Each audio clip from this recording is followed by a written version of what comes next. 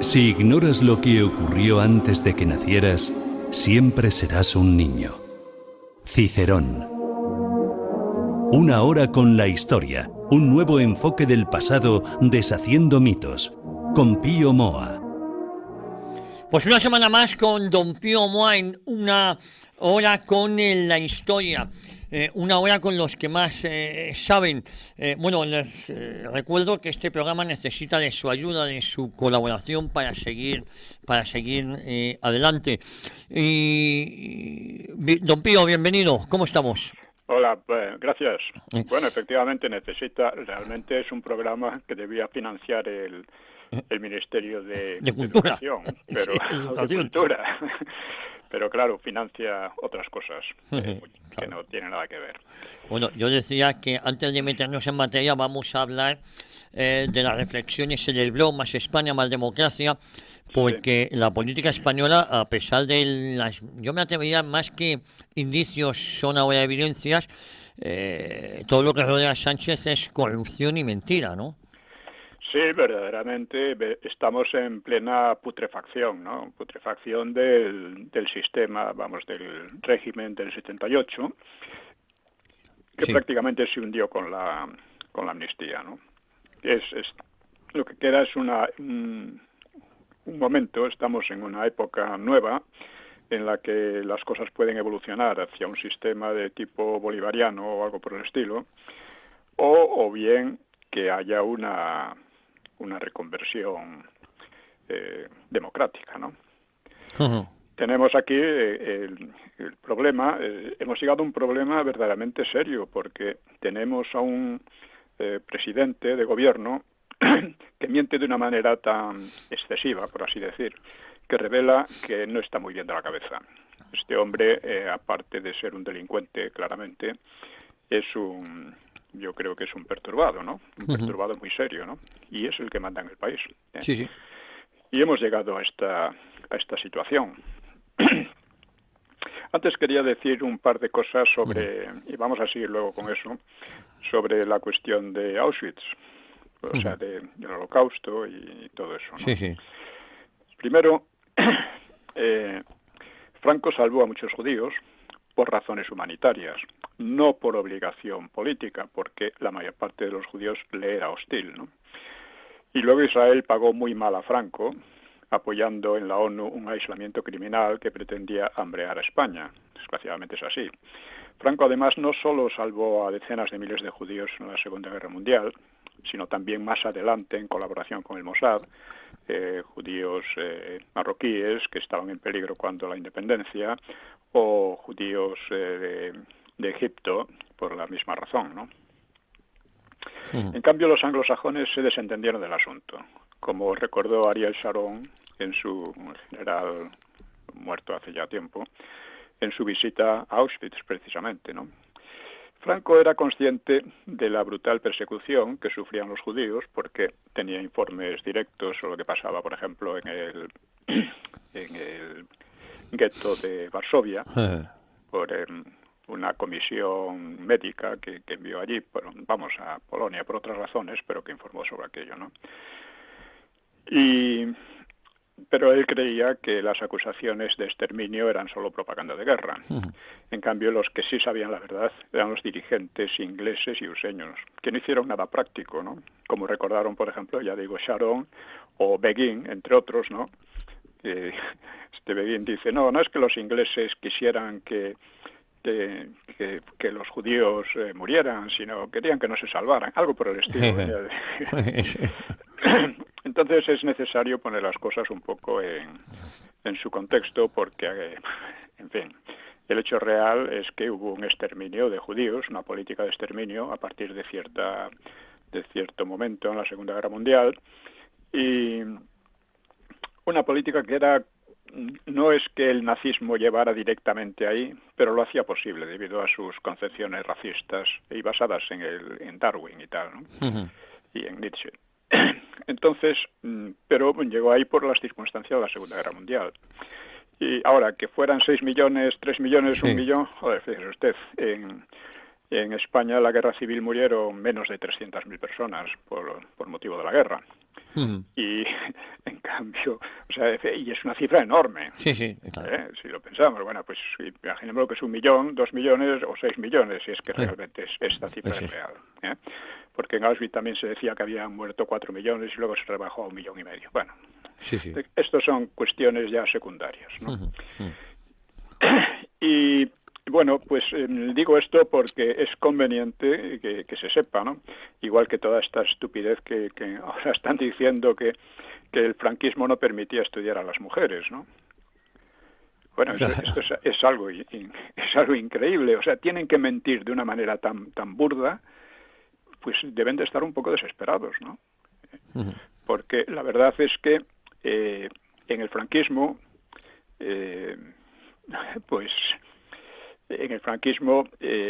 hubo, yo creo que ya en los años 40, más del doble de chicas en la enseñanza, también la universitaria, pero sobre todo en la enseñanza media y primaria, mucho más que en la República.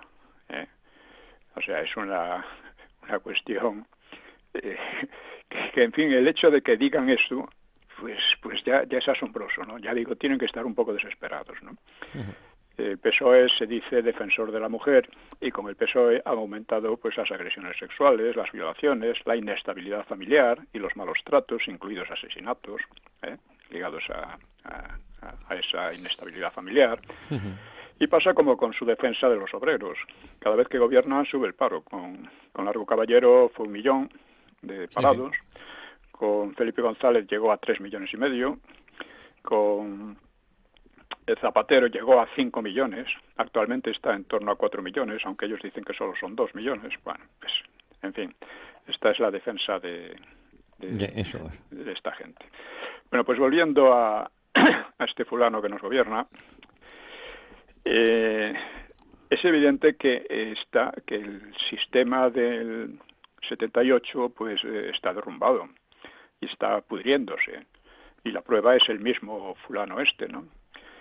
Y claro, la conclusión es que o vamos a un régimen cada vez más totalitario, o al contrario, conseguimos recuperar la democracia y recuperar la unidad nacional, que son lo que está en peligro. ¿Y qué es lo que Franco salvó en 1936, durante la Guerra Civil, ¿no? En cuanto a la democracia no es una panacea, tiene peligros, claro. No es el gobierno del pueblo, por el pueblo y para el pueblo, como decía Lincoln, ¿no? Eso no puede ser, porque es imposible. Siempre gobiernan unos pocos, ¿no? Lo que pasa es que la democracia es un método de selección de, digamos, oligocracias, o sea, un gobierno de pocos, ¿no? Mediante el voto universal. Con eso se disminuye, en principio, la violencia de la lucha por el poder y se disminuye la tendencia del poder a convertirse en una tiranía. O sea, ha sido una evolución que ha habido ya desde la época, en España, desde la época de Isidoro, de Sevilla, de San Isidoro, ¿no? Que claro, decía que se oponía a la tiranía, ¿no? Y eso ha ido evolucionando, ha dado lugar en Europa, empezando por España, declaraciones de derechos, como el Fuero de León, luego a los parlamentos, el primero fueron las Cortes de León también, el primero de Europa, y así sucesivamente, ¿no? Pero claro, la democracia, ya digo, no es una panacea y puede involucionar. Claro. Y estamos viendo cómo ha involucionado en España. Involuciona sobre todo cuando los partidos que se disputan el poder se ponen de acuerdo entre ellos. Pasa como con cierto tipo de capitalismo, que se llama capitalismo de amiguetes, claro, en que se reparten el mercado y claro, a costa de la gente normal. Y en España ha pasado esto, y en la Unión Europea ha pasado esto. La Unión Europea no es hoy un conjunto de países democráticos, y eso lo vemos, ahora mismo las elecciones que no le gustan las declara inválidas, como en Rumania, ¿no? Sí, espectacular. O acosa a los que ganan, como en Austria, como en Polonia, como en Hungría. Sí. Bueno, esa es la democracia de la Unión Europea, la que ha llegado a la Unión Europea, ¿no? Y, en fin, digamos que todo el proyecto político del PSOE y del PP se resume en destruir la herencia del franquismo. Y esta herencia es la unidad nacional, la libertad personal. La libertad personal es la libertad que tenemos todos sin que se entrometa en ella el Estado, sin tener que pedir permiso al Estado y sin tener que estar regulados por el Estado. En el franquismo había mucha más. Libertad Había mucha individual. más que ahora. Sí. Ahora para cualquier cosa tienes que, tienes que pedir permiso para todo, ¿no?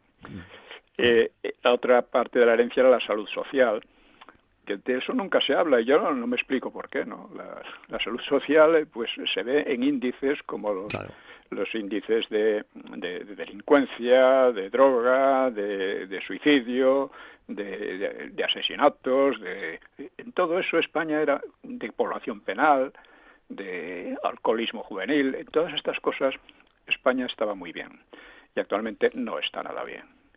Aunque todavía no está tan mal como otros países, pero vamos, comparado con el franquismo ha empeorado mucho. La herencia es la prosperidad, la reconciliación y la independencia nacional. O sea, ahora mismo sale un tal José Antonio Zorrilla, que fue embajador, y que en algunos aspectos tiene razón, por ejemplo, cuando habla de la cuestión de Rusia y Ucrania, ¿no? Pero se sale con que a Franco había que condenarle al olvido. Es lo que pretende el PP también. Claro, digo yo en Twitter, bueno, lógico, en X, ¿no? Lógico, Franco salvó a España de la sovietización y la disgregación, la salvó de la guerra mundial, del maquis, que pretendía volver a la guerra civil, la salvó de la miseria y de los odios republicanos. Coño, para el PP y el PSOE recordar esto tiene que ser muy penoso. Muy duro. tienen que inventarse lo que sea, ¿no? Y bueno, también podemos hablar un poco del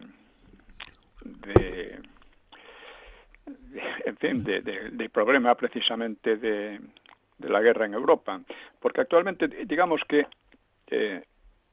aparte de los problemas inmediatos de la corrupción, los escándalos continuos, estas manifestaciones de podredumbre, ¿no? Pues hay dos de fondo que son los más importantes. Y estos son dos. Son, primero, el derrumbe del régimen del 78 y, en segundo lugar, la posibilidad de guerra, la marcha hacia una guerra en Europa, una nueva guerra. Bueno, en cuanto al derrumbe del 78, mucha gente dice, no, es que el régimen del 78 era muy malo desde el principio. No era malo, en primer lugar, porque no había más remedio que ir a una democratización, porque el régimen franquista no podía continuar. Literalmente se estaba descomponiendo, sobre todo después del Vaticano II, ¿no? Entonces no podía continuar y solo podía haber una salida, que era una democratización. Y esta, que se hizo muy bien al principio en el referéndum del 76, empezó ya a flaquear pronto por la falta, sobre todo por la influencia democristiana, una influencia que venía precisamente del Vaticano II. Y entonces con eso se llegó a la Constitución del 78, ¿no? Una Constitución con unos errores muy fuertes, indudablemente, pero que en principio podían haberse rectificado, ¿no? Simplemente siguiendo lo que se decidió en el referéndum del 76. Es decir, paso a la democracia desde la legitimidad del franquismo, reconociendo la legitimidad del franquismo. Entonces ya se cometieron, ya digo, serios errores, pero si el PP hubiera mantenido eso, sí, democracia, pero ustedes no son demócratas, me refiero a los que luego han pretendido ser los autores, como el PSOE, los separatistas, etcétera. Ustedes nunca han sido demócratas, a ver si se civilizan, y el franquismo fue necesario históricamente, fue absolutamente necesario, está plenamente legitimado.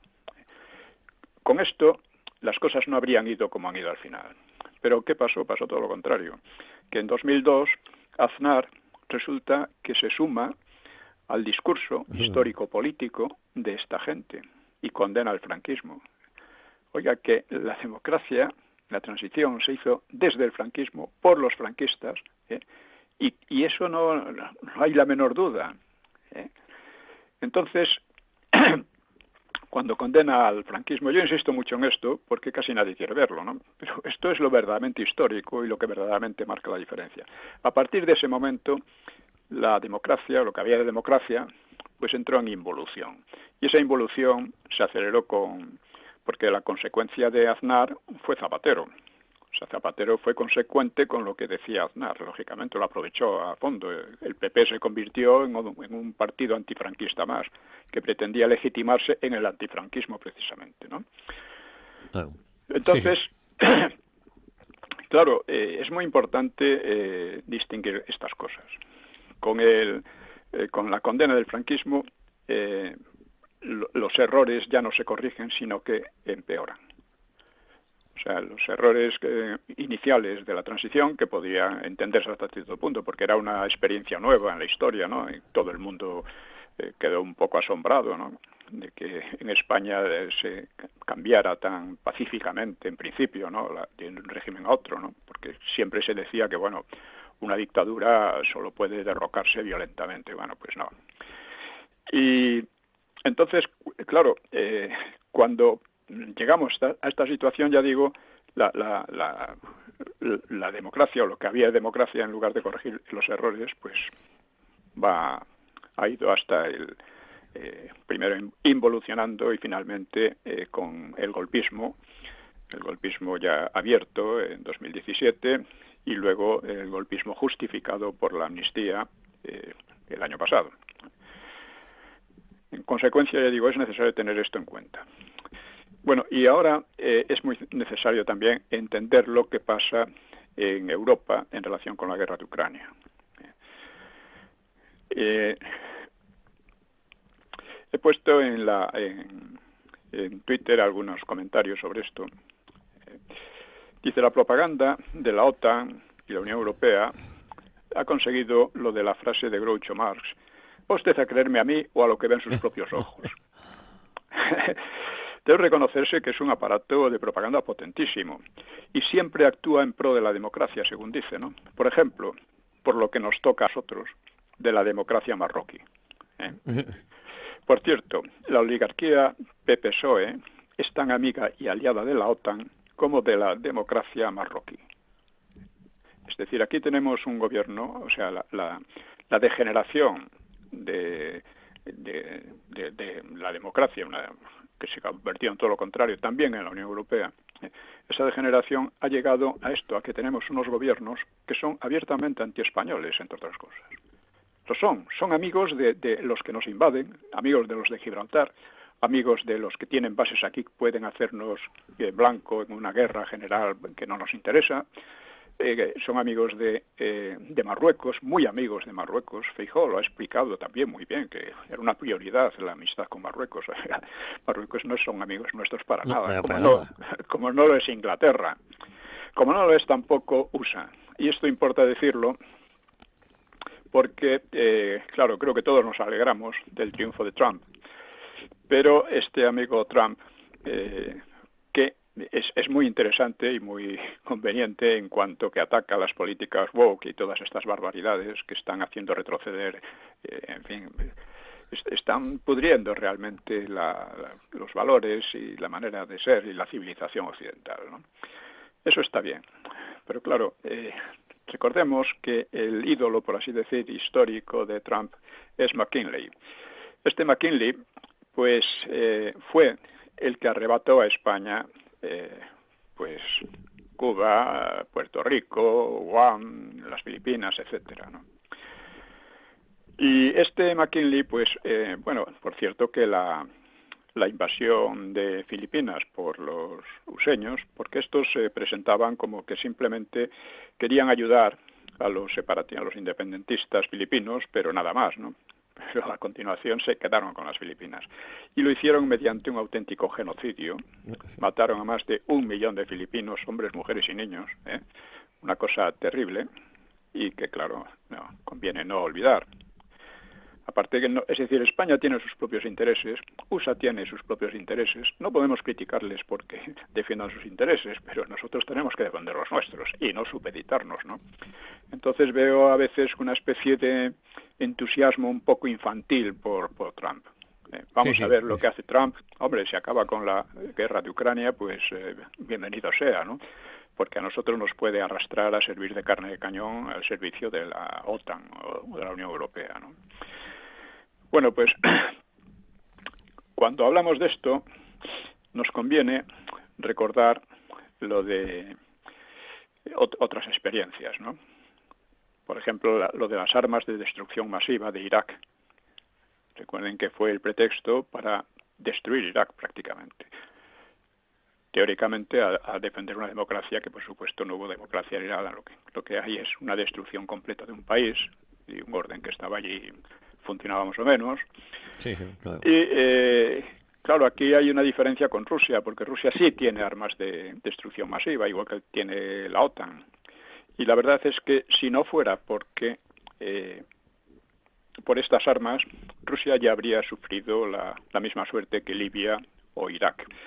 Y esto lo acaba de decir la responsable de la política internacional de la Unión Europea, creo que es, en fin, ha dicho que lo que había que hacer era trocear a Rusia. Claro, Rusia es un país enorme con unos recursos enormes. Y esto, claro, despierta mucho interés en estas potencias, ¿no? Dicen, si se trocea, se cambia, pues mira, lo podemos gobernar nosotros a nuestra manera y aprovechar sus recursos, ¿no? Y esta es la verdadera, o sea, la causa por la que están constantemente hostigando a Rusia es esta. Y también otra, y es que Rusia no acepta las ideologías LGTBI y todas estas historias de la Unión Europea.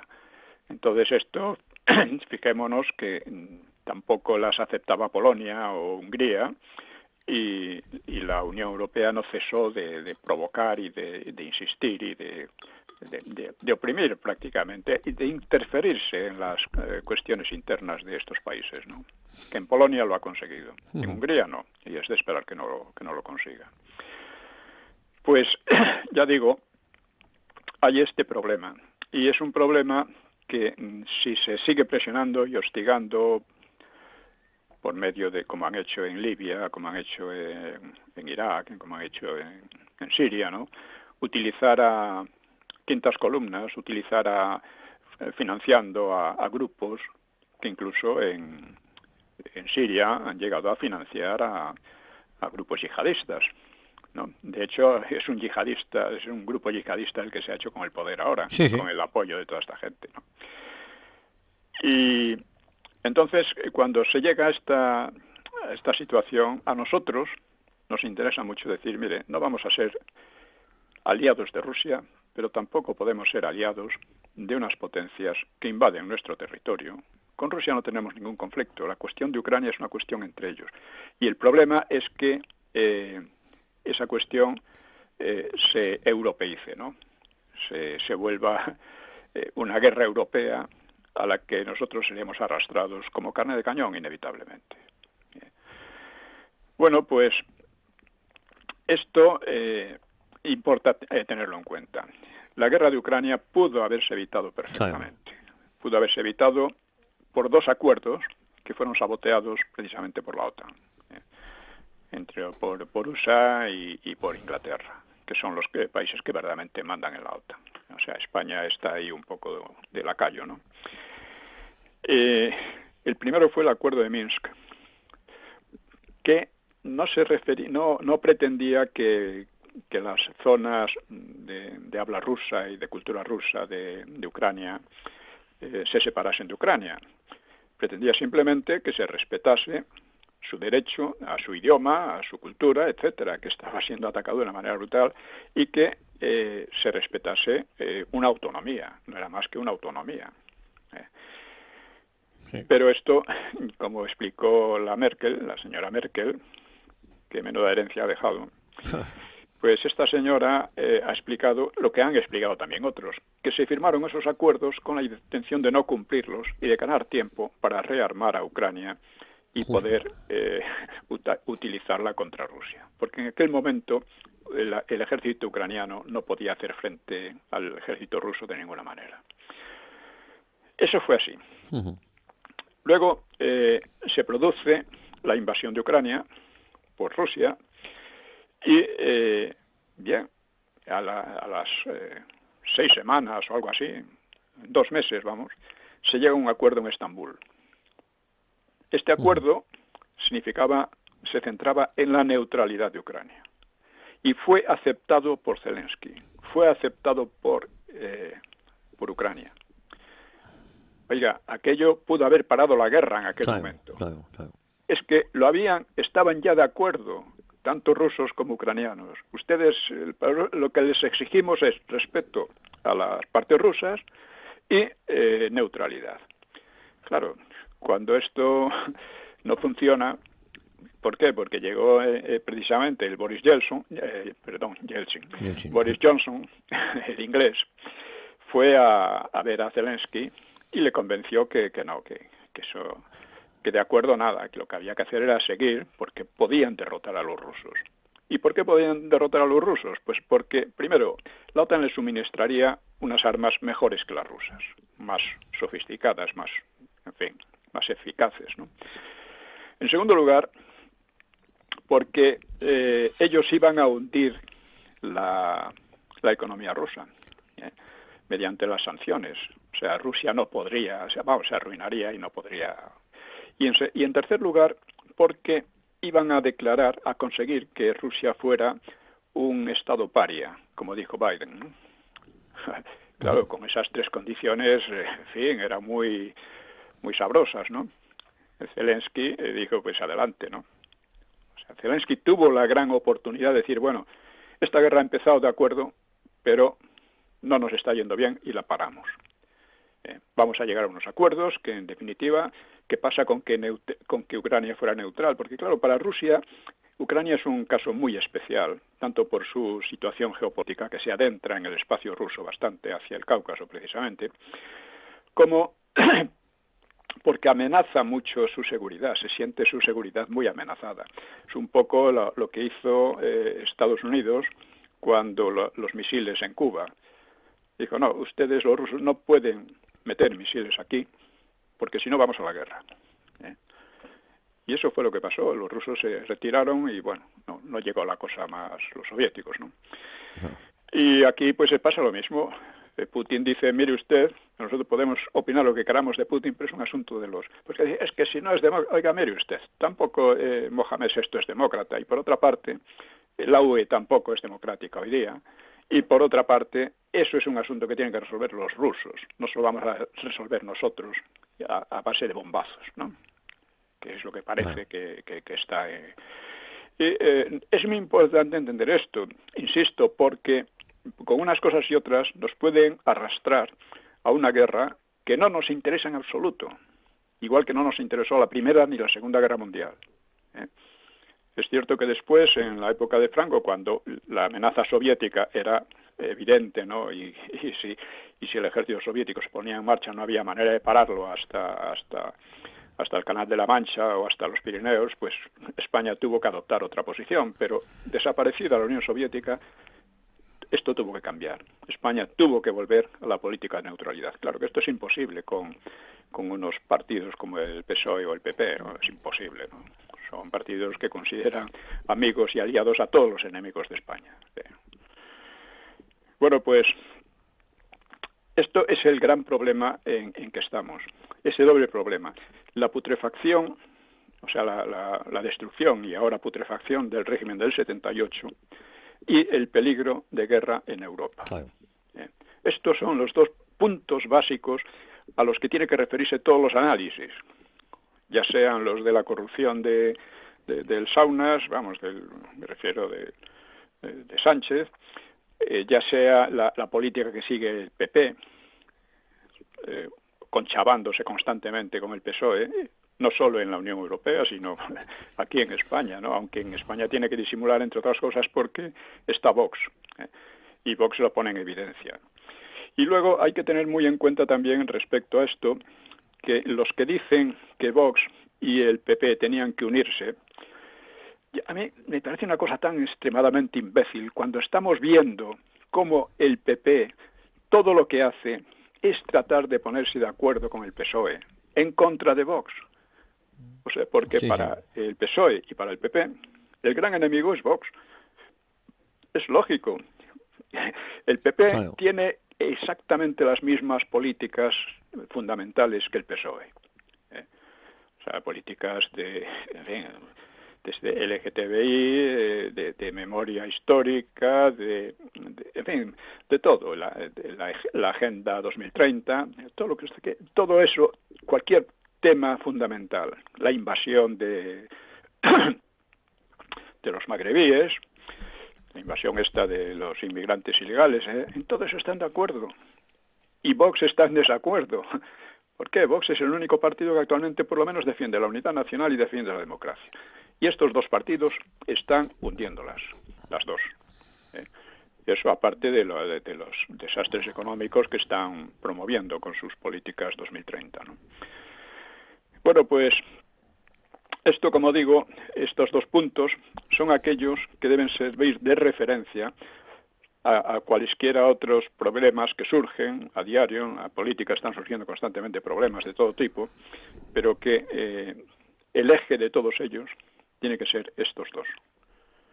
Peligro de guerra en Europa, que nos puede arrastrar, y putrefacción del régimen del 78, que puede dar lugar o a un régimen totalitario, que es lo que abiertamente y claramente está buscando el PSOE y sus aliados, claro, o en fin, a una renovación, a una recuperación de la democracia y de la unidad nacional, que son lo que están en muy grave peligro, como ya pasó en el 36. Debemos también, sobre esta cuestión, es importante tener en cuenta que hubo una guerra porque había unos partidos que querían sovietizar a España y otros que querían disgregarla. Los separatistas. Fue una alianza, insisto en esto porque siempre se olvida, siempre está hablando de que es que murieron, no sé, la izquierda dice, es que mataron a muchos, los franquistas mataron a mucha gente. Y los otros dicen, sí, pero también vosotros matasteis a mucha gente. Oiga, miren, en las guerras muere gente. En todas las guerras. Lo que importa es qué se defendía, qué defendía cada uno. Unos querían sovietizar o disgregar España y los otros querían evitarlo a toda costa. Es la base. Esto es lo que fue la guerra. ¿Y quién empezó la guerra y cómo? Pues fueron los socialistas y los separatistas catalanes, ya en 1934, perdón. Y lo hicieron abiertamente, diciendo que querían la guerra civil. Lo exponen ellos, bueno, en el libro Los orígenes de la guerra civil los cito constantemente, ¿no? Querían la guerra civil. ¿Por qué? Porque estaban seguros de que la iban a ganar.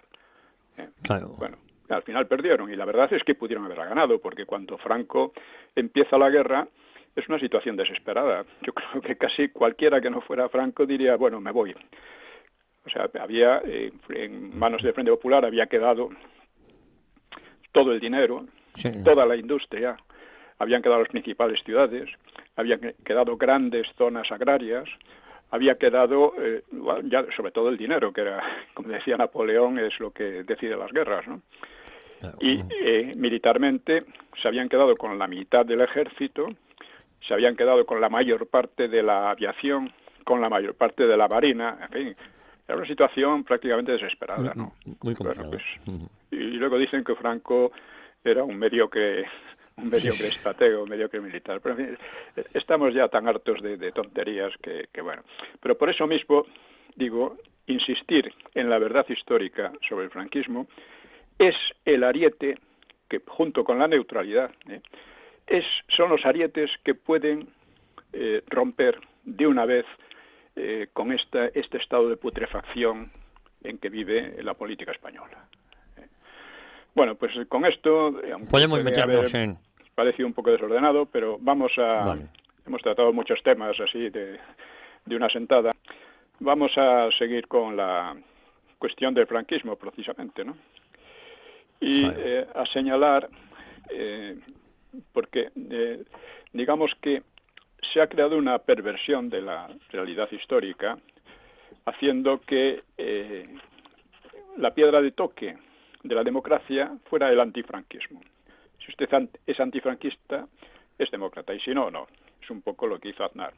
Vamos a hacernos demócratas atacando a Franco. Bueno, Pues vamos a ver algunas de las versiones más circuladas en estos años sobre el franquismo y el antifranquismo, que se puede concretar en una serie de puntos. O sea, primero, el franquismo nació de un golpe militar contra la democracia republicana, falso, desde luego. El franquismo tuvo carácter fascista, al menos al principio, y totalitario siempre, falso también. Si España se libró de la Segunda Guerra Mundial, no se debió a Franco, sino a Hitler, que Hitler por lo visto no estaba interesado. Y eso a pesar de que las cartas de Hitler a Franco casi en fin, implorándole que entre de una vez en guerra, pero bueno. O bien se debió a los sobornos ingleses, lo siguen diciendo por ahí, ¿no? Los sobornos a los militares franquistas, que los ingleses gastaron bastante dinero en ese soborno. Otra cosa es que llegaran a los militares, parece que no llegaron, porque iban a través de Juan March, o Juan Marc. Sí. Y desde luego, en todo caso, no tuvieron la menor influencia en las decisiones de Franco, ¿no? Otro aspecto de estas historias es que la represión franquista tuvo carácter genocida, una represión sin parangón con otras represiones aplicadas en Europa durante o después de la Segunda Guerra Mundial. Estos tratan de emparentarla con el terror nazi y se habla incluso del holocausto, de un holocausto en España. Esto el necio este de Preston, ¿no? Sí, Paul Preston. Paul Preston. Hemos llegado a un grado de colonización cultural que una serie de ingleses que no saben gran cosa y no quieren saberlo, ¿no? Porque ideológicamente están un poco con orejeras, ¿no? Pues están dictando la historia de España y aquí hay un montón de historiadores y políticos y periodistas que lo toman por oro de ley. Bueno, esto con el libro de Miguel Platón sobre la represión de posguerra en España, pues queda bien claro que no tiene pies ni cabeza, ¿no? O sea, la represión de posguerra en España fue mucho menor, sí.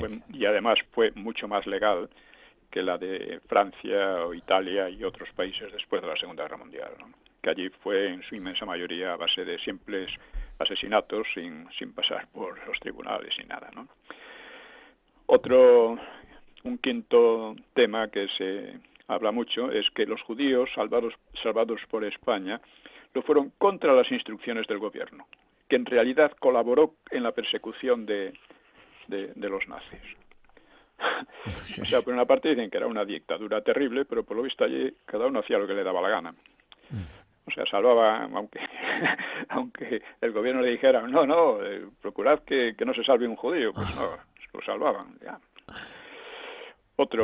La División Azul cometió numerosos crímenes de guerra y se componía de delincuentes o de desarrapados que querían escapar del hambre. O bien fue un expediente de Franco para librarse del sector revolucionario de la Falange. Esto no es así. Esto lo ha explicado muy bien caballero Jurado. Sí. Ha explicado perfectamente, ¿no? Prácticamente todos eran voluntarios, una mayoría falangistas, pero también había pues militares normales, algunos carlistas pero sobre todo falangistas, ¿no? Por eso se llamó División Azul. Y no fue, por supuesto, nadie creía que, nadie pensaba, y por supuesto Franco tampoco, que tratara de librarse del sector revolucionario de la Falange, porque cuando se formó se hizo bajo la impresión de que la guerra en Rusia iba a durar muy poquito y que por desgracia no iban a llegar ni para desfilar en Moscú. Claro. O sea, la idea no es que Franco dijera, a ver si se mueren todos estos y me libro de ellos. No. La idea es que iban a ganar la guerra junto con los alemanes, volver como una división victoriosa y prestigiosa, ¿no? Y bueno, luego fue como fue. Luego otra de las teorías que se dicen contra el franquismo es que el maquis luchaba por la libertad y la democracia. El maquis fue un diseño comunista que lo que trataba era de reavivar la guerra civil con la idea de que el franquismo se viniera abajo. Luego, que el Valle de los Caídos fue construido por 20.000 presos republicanos. Ni eran republicanos, ni eran 20.000. O sea, sí, con 20.000 presos allí aquello habría sido un follón terrible, ¿no? Bueno, pues esto lo han inventado y lo ha reproducido la ABC. Lo reprodujo en su momento la ABC. Sí, la ABC. Sí. Otro, que don Juan y sus partidarios representaban una viable solución democrática. Lo que representaban era una monarquía tutelada por Inglaterra, para empezar, y que seguramente habría vuelto, por todo lo que decían, ¿no?, habría vuelto a la situación de preguerra, es decir, una situación, o sea, como cuando cayó la monarquía en el 1930, ¿no? Querían, entre otras cosas, aquellos señores que estaban prácticamente a las órdenes del OSS, que era el servicio de espionaje useño, que fue el predecesor de la CIA, ¿no? Pues esta era la solución democrática. Pues pensaban, lo dice el propio Anson, pensaban nombrar primer ministro a Prieto, nada menos que a Prieto, el socialista Prieto, ¿no? Y el pobre Robles, ¿cómo se llama? Gil Robles, sí. El propio Gil Robles, pues en fin, lo aceptaba, todo por el bien de la patria, hay que fastidiarse, ¿no? Otro, que el franquismo practicó un genocidio, por lo menos cultural, contra Cataluña y Euskadi entre comillas, ¿no? Y oprimió de manera especial a la mujer. Todos los datos son completamente contrarios, ¿no? O sea, la primera editorial en gallego que hubo, que existió, se hizo en el franquismo. El llamado Euskera Batua, pues se hizo en el franquismo por que es un poco una unificación bastante artificial del vascuence, porque el vascuence era muy dialectal, y que se hizo por la Real Academia Vasca, ¿no? en el pleno franquismo. Lógicamente las Icastolas también empezaron a fundarse en el franquismo, etcétera. Y en Cataluña, pues más todavía. Cataluña nunca se había editado tanto en catalán. Eso entre otras cosas. Además, es en Cataluña donde, por ejemplo, se oficializó la filología catalana en los departamentos de filología de las universidades, por primera vez. Luego se dice que si en algunos casos, en cuanto a la mujer, bueno, ya hemos visto algunas cosas, ¿no?, precisamente, ¿no? Si en algunos casos el régimen se liberalizó o disminuyó su terror, se debió al bueno, una de las cosas que dicen sobre la mujer es que, claro, una mujer necesitaba el permiso del marido para abrir una cuenta corriente. Sí. En primer lugar, poca gente tenía cuentas corrientes por entonces, ¿no? En segundo lugar, esto era una cosa que venía del Código Napoleónico, sí, y que se mantuvo en muchos países europeos hasta... O sea, el franquismo lo abolió ya en mayo de 1975, poco antes de la muerte de Franco, ¿no? Unos meses antes. Quedó abolida ese permiso. Pero, por ejemplo, en Suiza se mantuvo todavía más tiempo. Y ya digo, es una cosa que no era del franquismo, sino que venía de atrás, de muy atrás, ¿no? Luego también dice que a veces el régimen se liberalizó o disminuyó su terror, pero por temor a las presiones del exterior o de la oposición antifranquista. La oposición antifranquista fue totalmente insignificante. El terror no fue tal como lo dicen ni remotamente. Y las presiones del exterior, Franco las desafió siempre que lo consideró necesario. Las desafió y las venció. Porque estas presiones iban a favor de la ETA, por ejemplo, iban a favor de los comunistas, por ejemplo. Uh-huh. Claro, hay que decirlo todo. En lo que ahora es la Unión Europea, pues había una hostilidad hacia el franquismo tremenda, hostilidad que les llevaba a pues defender a los terroristas y a los comunistas. Pues nada, perfecto, ¿no? Luego, otra cosa que se dice es que el franquismo salió del aislamiento sin ningún mérito especial, a costa de venderse a USA y simplemente porque le convino a USA en la Guerra Fría. Pues no fue así. O sea, el franquismo salió del aislamiento porque todos los intentos de aislarlo fracasaron. Los intentos de crear una hambruna en España fracasaron. Y cuando los acuerdos con USA fueron unos acuerdos de do ut des, como se dice. O sea, yo te doy y tú me das. España necesitaba defenderse de una posible invasión soviética. Estaba claro, ¿no? Y USA, a la cual no le gustaba nada el franquismo, tuvo que tragar y porque veía que el aislamiento no tenía los efectos que querían, y entonces pues tuvo que tragar por conveniencia geoestratégica evidente, ¿no? La posición geoestratégica de España es casi única, ¿no?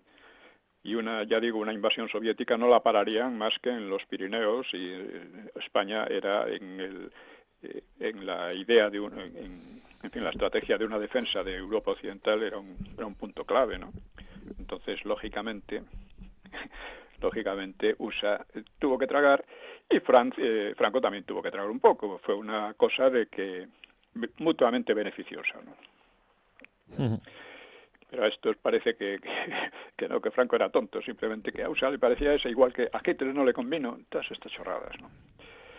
Bueno, otro tema es que la década de los años 40 se caracterizaría por el hambre, la tristeza y el terror. Y que los años 50 fueron también una década económica y políticamente perdida. Bueno, de esto hemos hablado, lo he explicado muy ampliamente, ¿no? En la época de los 40, España se libró de la Segunda Guerra Mundial. Casi nada, ¿verdad? Sí, sí. Se libró de las matanzas, de los bombardeos, de los asesinatos que hubo por casi todo el resto de Europa. De esto. Solo esto ya indica, ya fue una hazaña y una ventaja enorme para España. En cuanto al terror, ya lo sabemos, gracias al libro de Miguel Platón. Claro. Fue algo así como la 10ª parte de las cifras que estos dan. Han venido dando durante mucho tiempo. Y los años 40, además, es importante decirlo, España, la esperanza de vida al nacer en España, que era de 50 años en la República y uno de los más bajos de Europa, saltó a los 62 años, que no es que fuera todavía al nivel de medio de Europa, pero, quiero decir, de Europa Occidental, ya nos entendemos, ¿no? Pero ya se acercaba bastante. O sea, en esos años 40, tan duros, porque fueron muy duros, indudablemente, España estaba hostigada, trataban de aislarla, etcétera, pues, ¿qué vamos a hacer? Aparte de que el hambre que hubo en algunos años, que fue bastante grave, pues venía también de la herencia del Frente Popular. La época de mayor hambre en España fue la de 1938 en el bando del Frente Popular. Esa fue la mayor hambre. Y el Frente Popular dejó una economía completamente desarticulada en la mitad del país, y asimilarla de nuevo fue una cosa muy difícil y muy costosa, ¿no? Y en esos años 40 no solo como digo, la esperanza de vida al nacer creció de una manera espectacular, de 50 a 62 años, sino que también hubo otras muchas mejoras. O sea, el consumo de energía, que es un índice clarísimo, ¿no? Pues fue más o menos el doble que en el mejor año de la República. La enseñanza, sobre todo primaria y secundaria, se amplió muchísimo más que en la República, que siempre hablan de las maravillas educativas de la República. Se amplió mucho más, y sobre todo se amplió mucho más para las chicas. Nunca había habido tantas chicas estudiando en primaria y secundaria, y luego también en la universidad. Y, en fin, también otra historieta. Dice, la prosperidad económica de los años 60-75 fue un simple reflejo de la prosperidad occidental y estuvo basada en factores exógenos como el turismo y las remesas de inmigrantes. Bueno, vamos a ver.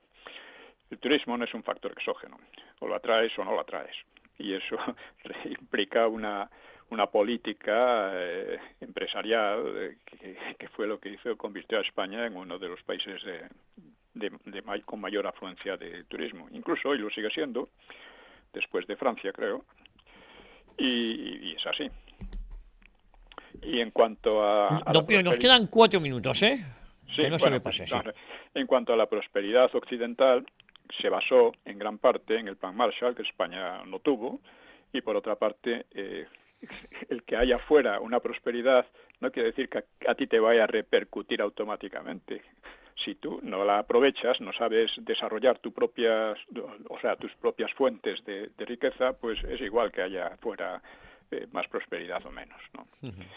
Pero son estas cosas que son, verdaderamente uno las expone y dice, son una sarta de estupideces, pero son, y conviene conocerlas, ¿no? Otro, los aumentos en las rentas, la enseñanza y cualquier cambio social positivo, que claro, tienen que reconocerlo, ¿no? Pero se habría realizado al margen o contra el franquismo, ¿eh? O sea, el franquismo era una dictadura terrorífica, pero aquí las cosas mejoraban, no se sabe cómo, al margen de aquella dictadura, ¿no? Bueno, culturalmente, dicen, el franquismo fue un páramo o un erial. Bueno, las manifestaciones culturales que se separaban de la línea oficial, según se dice, eran censuradas y sus autores sañudamente perseguidos. No hubo nada de eso. En el franquismo se publicaban más libros que nunca antes en España. En el franquismo, bueno, hubo muchísimos autores, mejores o peores, pero muchos autores literarios en el arte, etcétera. Uno puede estimar mejores o peores, pero desde luego eran importantes. Y desde luego, comparado con la época anterior, no eran nada malos, ¿eh? Y la universidad, pues, era una universidad cualitativamente mejor que la actual, eso es indudable también. Uh-huh. Sí, sí. O sea, el páramo cultural diríamos que es actual, ¿no? Sí. Otro, este es muy interesante. El franquismo utilizó a la Iglesia, al parecer contra la voluntad de la Iglesia. Esto se le he oído a unas señoras muy religiosas, de estas que rezan rosarios a diario. Un rosario tras otro, ¿no? Uh-huh. Y claro, esto es una idea que viene del Vaticano II y viene de los democristianos. Dice, vaya, el franquismo salvó a la Iglesia del exterminio. Y ciertamente, así como Israel pagó también tan mal a Franco la salvación de tantos judíos, pues la Iglesia, digamos, pagó al franquismo, no solo divorciándose del franquismo, que bueno, eso normal, ¿por qué no? Pero al mismo tiempo apoyando a todos los movimientos antifranquistas, fueran comunistas, terroristas o separatistas. Esto es grave. Y que luego además pretenda que el franquismo utilizó a la Iglesia, ¿no? Vamos, hombre, es tremendo, ¿no? Cuando uno va repasando todas las objeciones que se han puesto al franquismo, se queda verdaderamente apabullado. También los que luchaban contra el franquismo, pues eran demócratas. O sea, el Partido Comunista era democrático, la ETA era democrática, el Partido Comunista luchaba por las libertades y la reconciliación entre los españoles, dicen también. Bueno, vamos, esto además se lo he oído decir a gente que es inteligente y seria. Bueno, el Partido Comunista optó por la reconciliación. Dice, no señor. No, señor. El Partido Comunista, después de fracasar en el maquis, que intentaba una guerra civil, reavivar la guerra civil, después de fracasar, llegó a la conclusión de que la táctica mejor era hablar de reconciliación, pero de que era la reconciliación, lo que buscaba era la reconciliación de los españoles con el Partido Comunista. Eso para echar a los que habían ganado la guerra. Esto era así de sencillo. Sí, sí. La reconciliación era que la gente que no quería ni oír hablar en su inmensa mayoría del comunismo, pues que se reconciliara con ellos, ¿eh? Para echar a los otros. Don Pío, lo tenemos que ir dejando ya, ¿eh? Bueno, pues lo dejamos ya y seguiremos el próximo día. Bueno. Pues, y vamos a ver. Bueno, pues la próxima semana continuamos aquí en Informa Radio, 1 hora con la historia. Le mando un abrazo muy fuerte, don Pío. De acuerdo, un abrazo para todos. Gracias.